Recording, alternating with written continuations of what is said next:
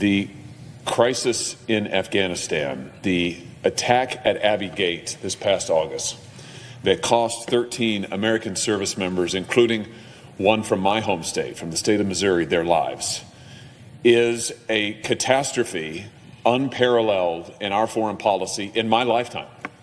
And it is my firm conviction, and it is also a promise that I made to the family of the fallen Marine from my state, that we should do, this Senate should perform its oversight functions related to the catastrophic withdrawal from Afghanistan, and in particular, the events leading up to that attack at Abbey Gate that resulted in the deaths of those service members and the deaths of hundreds, I'm afraid, hundreds of civilians and many hundreds of other Americans left behind.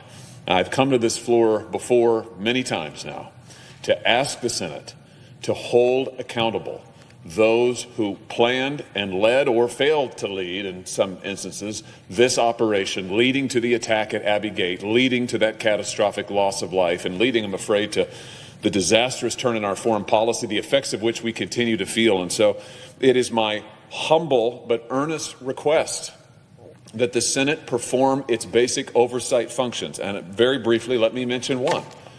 United States Central Command ordered a report of the events leading up to the Abbey Gate attack that we learned of in February the 8th, I believe. We learned that that report had been completed. It's several thousand pages long. I have the barest summary of it here.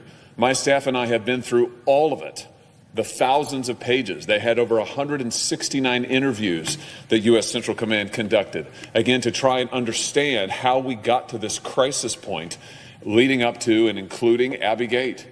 We have not had a single hearing in the United States Senate Armed Services Committee on this report. Now, I applaud Central Command for carrying out the report, for ordering it, for putting it together.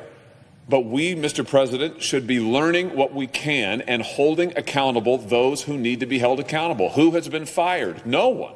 Who has been relieved of duty? No one. And if you read the report, and I commend it to my colleagues, if you read the report, you will see individual after individual, commanders on the ground, warning that we are not prepared, that the administration was not prepared to get civilians to safety in Kabul, warning that the planning was not adequate, warning that there were dangers.